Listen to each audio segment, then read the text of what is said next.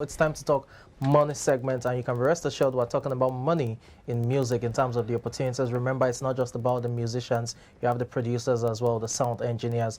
Music is definitely a thriving business industry. So, Nada boy, let's talk business. I mean, as an artist, I'll start from, the record label thing. I understand you're signed to a record label. What's the business side to it? Oftentimes we've heard of contract disputes over time, probably due to the excitement of being signed to a label. Aspiring musicians or fast-rising musicians just sign without really reading the terms and the conditions, on that contract. But let's talk about the business opportunities.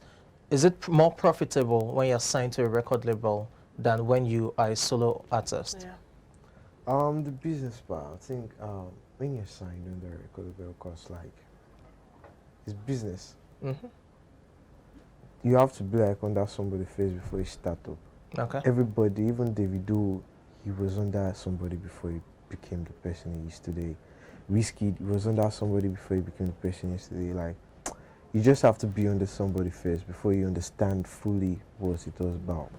Okay, but which one is, sorry, which one is more profitable? More profitable, I think, being on the record label. On a record label, because the video, your video shoots, photo shoots, everything's taken care of. Yeah, it's taken care of. So you just have to take your own percentage, because like that's just it. But if you're going like you have to spend money. Okay. But then some other persons will dispute this. Some other persons will say that it's cheaper. When we've had someone here on this on the show say that it's better. He prefers being a freelancer than to be. Is it freelancer? They call it an independent artist than to be on that, because when he starts making money, you saw the record label, the bookings will have to come to the manager, the record label. They take their cut, and he's left with almost nothing compared to what he feels like he could actually make if he's independent. I feel that's just being greedy. Are you sure in your context? Because what he said, it actually made a lot of sense. Because imagine they're booking, you become so popular, and they're booking you for like 100 million naira, and your record label is taking more than half of it, and you that's doing the work, you're taking. Okay, let me just make you understand something else. Yeah, it's business servicing. So a record label signs you maybe like with 100 million naira, and they do promotions for you, like pay blogs. They put your songs out there. You record songs. You are not paying for anything, They are the one paying everything. Even the studio section. Yeah, even the studio sections, everything. They even they even give you an apartment, give you a car. So now, when I say the person is being greedy, now you get a show of 1.5 million naira, and the record label is taking maybe 1 million and giving you 500,000 naira. Why are you like? Why are you getting that? Why are you greedy? Can't you remember when they were spending on you the money? This is a business. Everybody wants return on everything. Yes, on the investment. So yeah, on their investment. So when you're signing your own record deal, I just feel like you just have to be wise. What's your own percentage? If it's 40%, if it's 60%, if it's 50%, you just have to be wise. This person is spending too. He has to make his money back. All right. So, okay. Just a follow up. So why do you think artists who had got into limelight now leave the record labels and become independent artists? I feel like some of them, they don't like being pushed around. Yeah, being boxed up and being pushed around. Because if you're under a record label, you have to follow every rules. Even if you're stolen, you just have to be calm-headed. Even if you're stubborn. You have to be calm-headed, because like if the record label says, "Man, we are done with you," they're done. There's nothing you can do about it. That's also what I feel. Well, let's still talk, business from this record label issue, because there are those who oftentimes tell you it's a 60-40 thing, 40 to the artist, 60 to the label. We've had 70-30. At some points we had 80-20, which seems ridiculous. What do you think is like the ideal, ratio for signing an artist to a label? An ideal ratio, I'll say 60-40.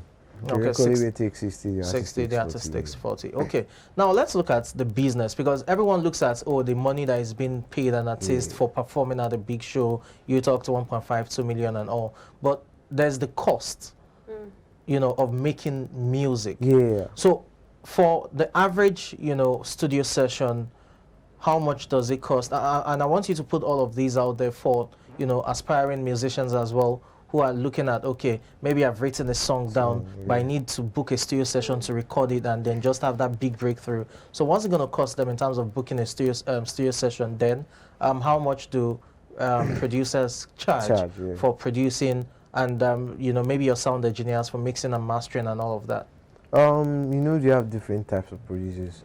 The ones that are good, you can go for. Let's say the average. Yeah, the average. I think that's 300,000 naira per song. Per song, yeah, per section. Wow. Yeah. Will that include mixing and mastering, or someone else does that? Sometimes that's just for only recording. 300,000 naira. You got to pay Wow. another person up to like 200,000 for mixing and mastering. So I can just imagine you're an independent artist now. I think I'm beginning to get. As in, yeah, like this person is spending 500,000 naira. He needs to make his money back. Like you have more songs. So because I need us to get a clearer picture. Again, I'm speaking for those who are trying to get into the business, you know. When you talk about 300,000 for producing one song, does that 300,000 include the studio session? Because we've had artists who tell you when they book a studio session, probably 2-3 hours, they try to record 3, 4, 5 songs at the same time. So how does it work? Like me, I don't know about that. It's like I just pay because it's like a mobile studio now. So I just maybe take an apartment, maybe somewhere, just call the producer to just come over. Yeah, maybe spend maybe a day. I book a full day with him. So just a full day 300,000. Yeah, a full day 300,000. Well, that's fair. So in a day, if you have your songs written down, based on the beats you've sampled, you can have 3, 4, 5 songs recorded. All right, now let's look at social media, the invent of social media. Talk about TikTok. A lot of people have made a lot of money from TikTok and how they've been able to monetize their songs using social media. You have the iTunes, podcasts, and all of that. So how as an artist, how are you able to, or how can artists be able to monetize their songs using social media? Using social media, I think you have to spend first before you start making money on any platform, even social media. You have to spend, because like I think on TikTok, before you can any influencer can jump on your song. On your song. Yeah, on your sound, under your sound on TikTok. I think you have to pay them over like I have somebody that charges up to like $500,000 just to jump on your sound on TikTok. Wow. So now when they jump on your sound on TikTok, maybe when it's now going viral, then you start monetizing. Then that's when all these distro kits and all these music platforms, digital stores comes in now. Your song is already going viral. People are going to stream it. Now Apple Music pays.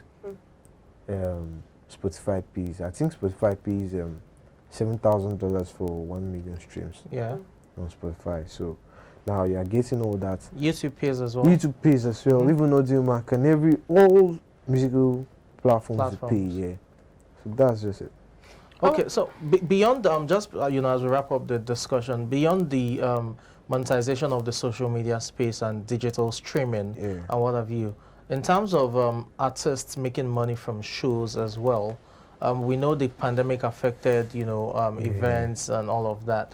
But now that we're, well, not necessarily in the post-pandemic, but now that things are better, how do you go about monetizing, you know, your songs on shows, especially shows that are not probably as big as the most biggest concerts you have in Nigeria? You just have to book now. You give your songs to a promoter to listen and then he calls you up and books? No, not really. I think you have to do your own promotion first. Okay. Because they have to like know you before they can call you out to anywhere. But my management's like, they can put it out there everywhere. Anyway, if there's a show out here now, they can just come and be like, do you know about this guy? Okay. Or even people can just spread your work out there. Like when people in your own community where you are like, the king day, you are like the best artist there, they can just go out and be like, you don't know this guy. Bring him for your show. The guy will just come and murder everywhere. That's just how it is. He said murder everywhere. Recommendations, basically. Nelly Boy. Nelly Boy, thank you so much. But before you go, we have this. I just want to ask you a question. If you were not a recording artist, what would you have been in terms of career? I think I'll be into pipeline welding. Really? Yeah. Pipeline welding. So I'm wondering, what do I do for this pipeline welding? Because of the money that comes to pipeline welding. No. I'm from Dunsley, so like where I'm from, everybody there is like they want to work with children, they want to work in an oil company, they want to work in the office. But I'm just different. I just want to do something different. Pipeline Yeah, pipeline welding. Something- so People what work on the field. you know, we have this career challenge I talked Yeah. about, but then since you pipeline welding too, there's nothing like this. You can't weld pipeline here for. But nevertheless, thank you so much, superstar Yeah. Nelly Boy, for joining us. Please just quickly tell us your social media handle in case you further just want. On Instagram, nellyboy_TME. That's NELLYBOI_TME. Twitter, nellyboy_TME. On Facebook, nellyboy_TME. Oh. Even TikTok and everywhere. Great. Nellyboy Nelly Boy underscore TME. So you heard I like that. That was Nelly Boy, superstar Nelly Boy. This has been an amazing show. It's been an amazing show. Something, what do you think? Great. And you can't deny the fact that the man knows his onions. He I like the knows. confidence. It's a It may come off as cocky sometimes, but sometimes that's what you need. You have to be resolute in your belief in yourself and your abilities to be able to get things done. All right, that's it. I think that's the way to even wrap up. The fact that you just have to believe in your abilities. Like he said, don't look anybody face. If you're good at what you're doing, the world will always look for you. So that's an amazing show. Today is Friday, and it's a rainy day in Lagos, Nigeria. So let us know what's the weather like in your location. Thank you for joining us on the show today. Without you, there is no iBrandTV. A big thank you to Nelly Boy. Big thank you to Perpetual, whoever, all of you who has joined us, our esteemed viewer. We love you. We appreciate you, and that's why we are leaving you with a quote from Michael John Bobak that says, "All progress take place outside the comfort zone." All progress. That would, something quickly. Let's just hear your thought.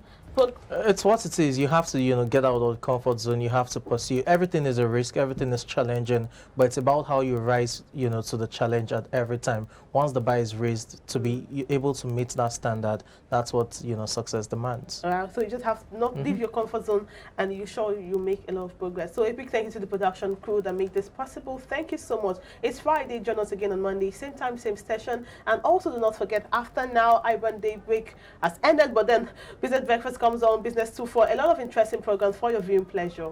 I am Margaret Obara. Do have an amazing weekend. And I'm Samson Oledi. Do have a great week.